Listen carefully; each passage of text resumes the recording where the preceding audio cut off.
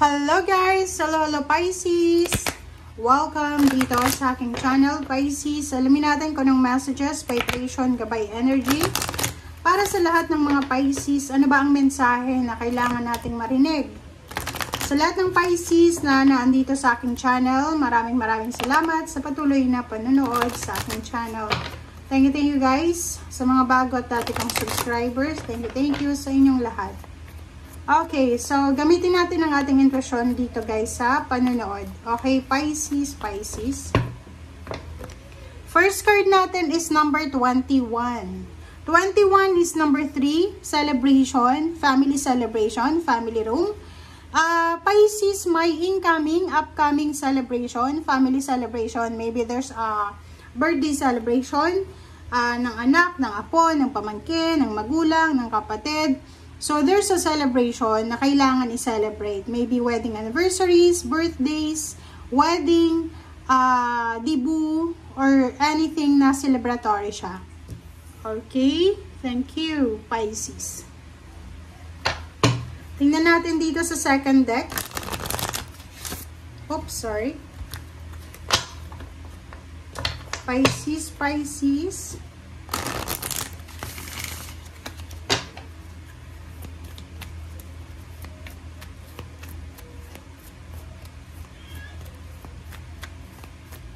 Okay.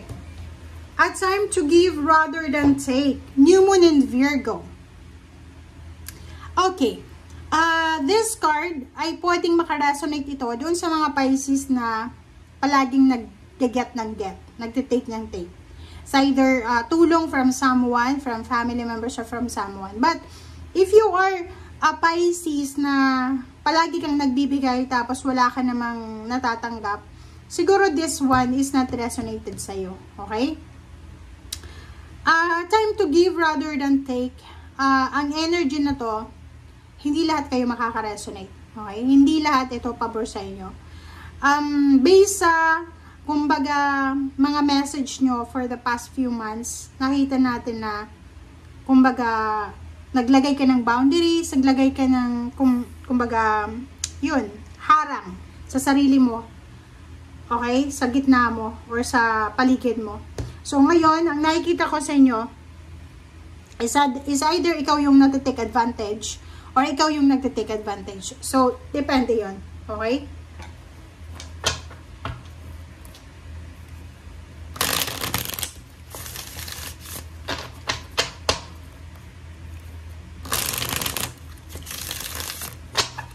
Alright.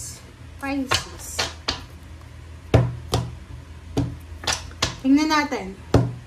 First two cards tayo, the Moon and Ten of Swords. Alright, so intuition. Pisces, makinig ka ha. This card na the Moon, nagsasabi sa'yo na harapin mo kung ano yung mga bagay-bagay, sitwasyon, pagkakataon na kinakatakutan mo.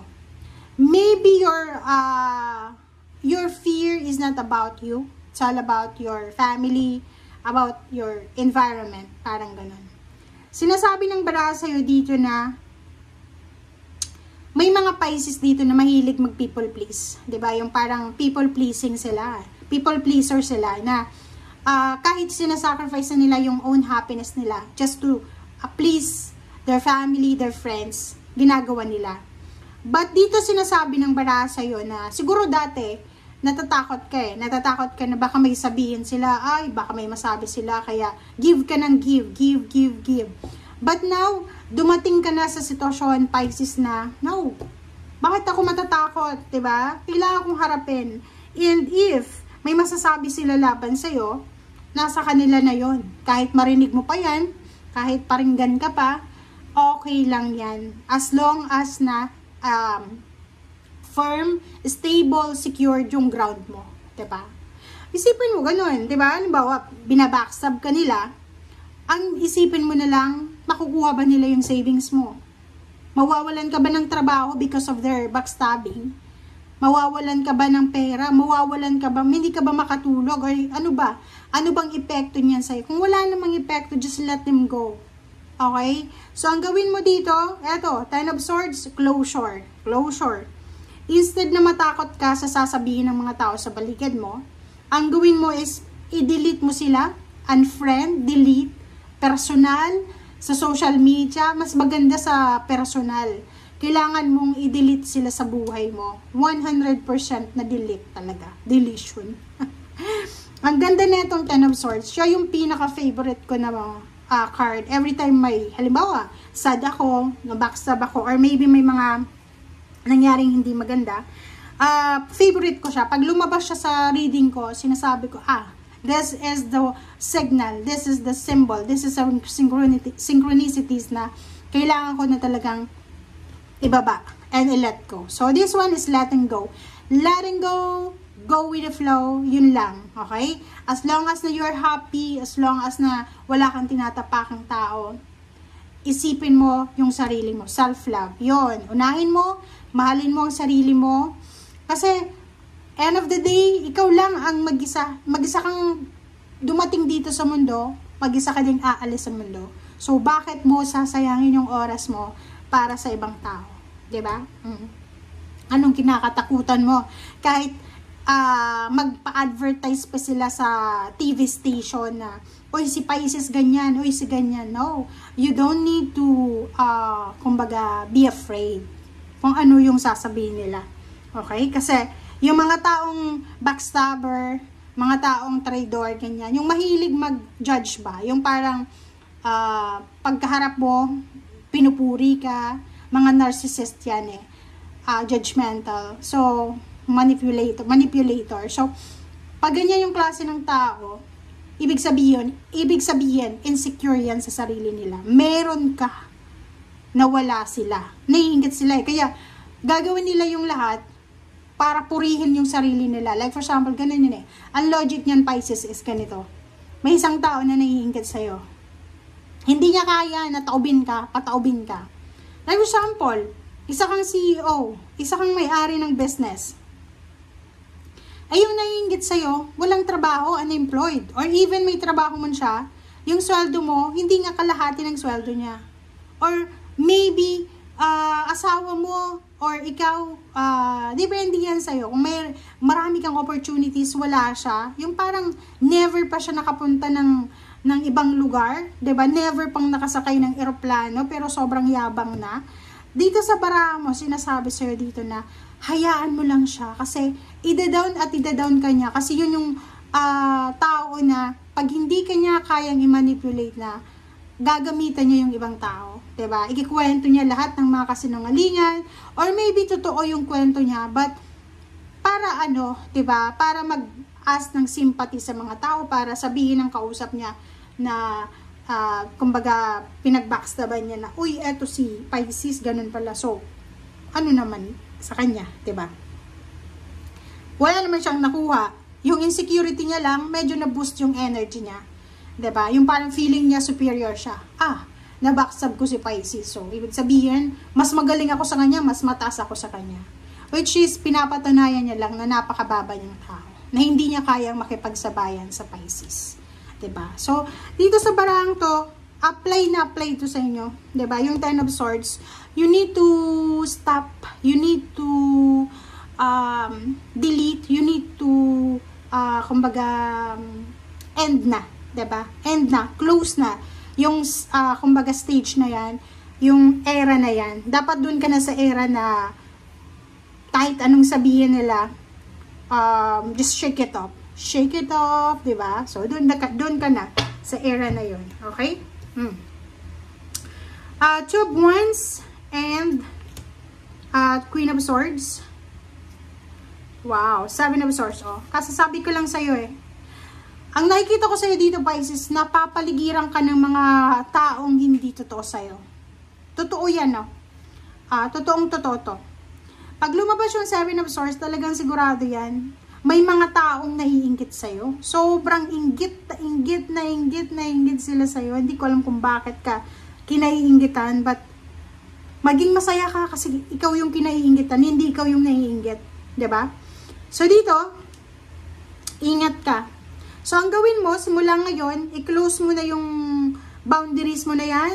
Huwag kang masyadong magtitiwala sa mga tao sa paligid mo. Kasi ganito yan hindi mo alam, yung may mga lihim na inggit sa'yo. So, close the boundaries eh. Kasi minsan may boundaries tayo, pero may open ng konti. Pinapapasok natin ng konti. No. Dito, i-close mo na talaga siya.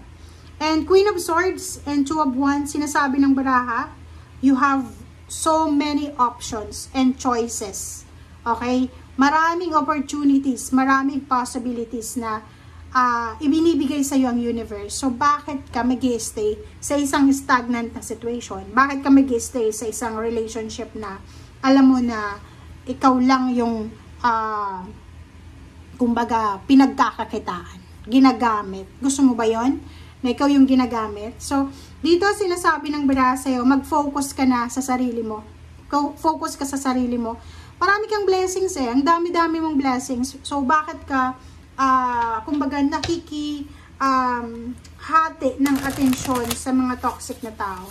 Diba? So, ikaw dapat ang lumayo. Kasi kung kabaliktaran, kung sila ang nasa magandang sitwasyon, hindi ka nila maaalala. So, sa baraha mo, sinasabi Pisces na kailangan mo na talagang i-close ang journey na yan. Okay? Kapamilya, kaibigan, kakilala, kahit sino pa yan, kalimutan mo na yan. Six of Pentacles, diba? Sobrang ganda neto kasi sinasabi ng baraha sa'yo, Pisces, Knight of Wands. May incoming balance na darating sa'yo. So, if you need someone na makakatulong sa'yo, may someone talaga na darating sa'yo. Ganun talaga guys, pag may mga situation tayo sa buhay na nag-hold back tayo, hindi nakakapasok yung swerte, yung grasya. So once na i-close mo na yan, nayugto na yan, papasok na talaga yung grasya kasi may space na, 'di ba? Sobrang happiness, sobrang stability and balance. Mag-asawa to. Mag-asawa, isang pamilya, sobra kayong magiging masaya kasi may mga wishes and dreams kayo sa buhay na posibleng mamamanifest nyo. This is overall happiness, joyful happiness. Ang Ten of Cups kasi is umaapaw yung cups mo eh. Punong-puno ng kaligayahan, punong-puno ng grasya. 'Di ba? It's 10-10. So, yun. Dito din sa Ten of Pentacles, ang galing na ito guys. 'Di ba?